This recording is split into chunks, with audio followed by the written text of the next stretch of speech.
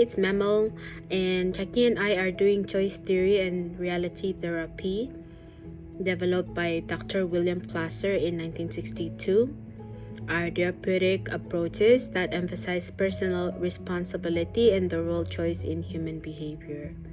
So the founder is Dr. William Glasser, a psychiatrist, introduced reality therapy and choice theory to provide individuals with tools to make better choices and improve their quality of life. So basic assumptions are human behavior as choice. All behaviors are choices and individuals have control over their actions. 5 basic needs are humans are motivated by 5 basic needs: survival, love and belonging, power, freedom, and fun. Responsibility, mental wellness is achieved when individuals take responsibility for their actions and improve relationships. Key concept, quality world, and internal representations of one's ideal life encompassing goals, values, and relationships. Total behavior. Behavior is composed of acting, thinking, feeling, physiology, all of which are interconnected. Perceived world, an individual perception of reality shaped by personal experience and beliefs. Goals of therapy: enhance personal responsibility, encourage clients to recognize and take responsibility for their choice, improve relationships, help clients build and maintain satisfying relationships, achieve mental wellness, guide clients towards a balanced and fulfilling life by aligning their behaviors with their quality world. Process therapy, evaluating behavior, assess current behaviors and their effectiveness in meeting basic needs. Planning, develop realistic plans to achieve desired outcomes. Commitment, ensure clients are committed to their plans and willing to make necessary changes. Implementing and re-evaluating, put plans into action and regularly review progress, making adjustments as needed.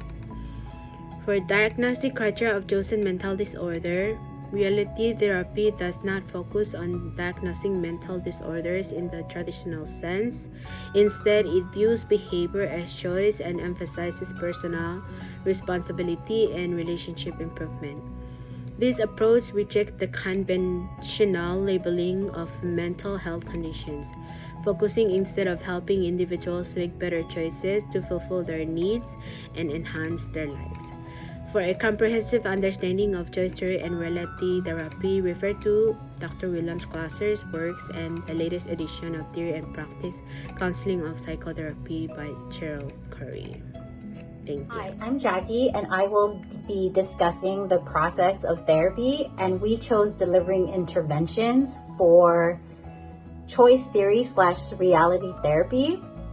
And for that, we use the WDEP system, which is wants, what Memo's goals are, doing, her current behaviors, evaluation, the consequences to those behaviors or actions, planning small steps like attending an event for 30 minutes. As a therapist, I also assigned a Memo a journal to journal her anxiety triggers and the choices she makes when she has those triggers. The next thing we're going to discuss is the diagnostic criteria for generalized anxiety disorder. And that is number 1, excessive anxiety and worry about multiple events / activities occurs most days for more than 6 months. Number 2 is difficulty controlling worrying. The worrying feels unmanageable or intrusive. Number 3 is three or more of the following symptoms, which is restlessness, fatigue, difficulty concentrating, irritability, muscle tension, and or sleep disturbances. Number 4 is clinically significant distress or impairment. Symptoms interfere with work, relationships, or your daily life. Number 5, it's not better explained by another condition. Symptoms are not due to substance use, another medical condition, or another mental disorder.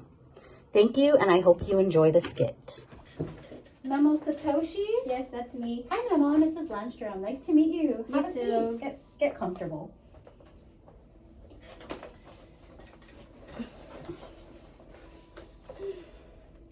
Thanks, I'm just really nervous. That's completely okay. Therapy for the first time can feel overwhelming, and it's normal to feel anxious. There's no pressure here. We'll go at your pace. But before we do go any further, I just want to say that everything here is private and legally protected. I won't share anything you say with anyone unless you give me written permission. There is an exception, is if I believe that you are in immediate danger of harming yourself or others around you, or if there's suspected abuse or neglect of a child or a vulnerable adult. Does that make sense? Yeah, that makes sense. It's good to know this is private. I've been carrying this stuff around for so long, and I don't know how to deal with it anymore. It's just, I don't even know where to start. You don't have to have it all figured out. How about we start with something simple, like what brought you here today or what's been on your mind lately? I guess it's just everything. I feel like I'm constantly on the edge, like something bad is going to happen. I can't relax even when I'm at home. It's like my brain doesn't seem to shut off. That sounds exhausting. I mean, I know anxiety can feel like a constant alarm going off in your mind, even when you know there's no immediate danger. Have you noticed any specific triggers, or does it feel more like it's just coming out of nowhere? I think it's a bit of both, I guess. Sometimes it can be things like when I'm in class, leaving my house, or even being around people. But other times I feel like my anxiety is just there. Like I'll be lying in bed and suddenly my heart starts racing and I can't breathe. It sounds like that's a panic attack, which can be frightening, especially when it comes out of the blue. Does it often feel like your body's in fight or flight mode, even when you know there's no real threat? Yeah. Yes, that's exactly how it feels. I don't know if I can do this anymore. What if I don't get better? That's a very valid fear, Memo. We also have some tissues next to you if you need a moment. But therapy, do understand that therapy is sometimes a process, sometimes a long one, and it's okay to have doubts. We'll take it one step at a time. My goal here is to help you feel safe and supported and help guide you in managing your anxiety. It won't happen overnight, but with time and effort, things can get better. Okay, I'll try. And that's all I ask. And remember, you're in control here. If something feels too overwhelming, we can pause and adjust. This is your journey, and I'm here to help. Thanks. That means a lot. That's what I'm here for, Memo. And I want to acknowledge how brave it is for you to take this step. Seeking help isn't easy, but it's a powerful choice, one that can lead to a lot of positive changes. And that's a great place to start. Together, we will work on understanding your anxiety, identifying the choices you're making, and finding new ways to respond. How does that sound? It sounds hopeful. Just please know that social situations put my anxiety into overdrive. I choose not to do anything remotely social. I go to work, school, and home, and some days I'm just in bed all day because I exhaust myself from all my overthinking. I choose not to hang out or attend social events because of my anxiety. Okay. I see how frustrating that can be for you. It is, and I'm just ready for that to change. I don't like feeling like this. Well, good news is we have many therapy options that can work for you. I'd like to introduce you to a type of therapy called choice theory or reality therapy. Have you heard of it before? No, I haven't. Sounds a bit intimidating. What is it? Well, it can be at first, but choice theory is based on the idea that we all have the power to make choices in our lives, even when it feels like we don't. It focuses on helping you understand what you truly want and how your current behaviors and thoughts are either helping or hindering you from achieving your goals. It's very action oriented. So you're saying I have more control than I think? You sure do. Anxiety can often make us feel powerless, and our thoughts and fears are always in control. However, choice theory helps us identify the choices we're making, sometimes even unconscious choices, that contribute to those feelings. Once we are aware of them, we can start making different, more effective choices. So what you're saying is to focus on the choice I made? Yes, take today for example. You mentioned earlier that your anxiety controls your life, and oftentimes you choose not to interact with others. Is that correct? Yes, that's right. But here you are. You showed up today, even with not knowing what to expect. Okay. That right there is choice theory. You showed up because you wanted change. You changed the outcome of your day just by being here. But may I ask, what would you have been doing if you didn't show up today?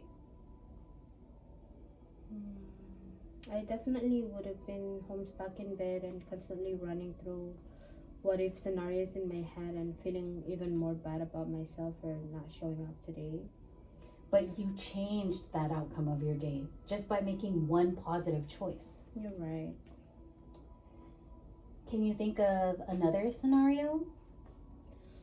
Well, last week I skipped my friend's birthday party because I was scared and I have a panic attack in front of everyone.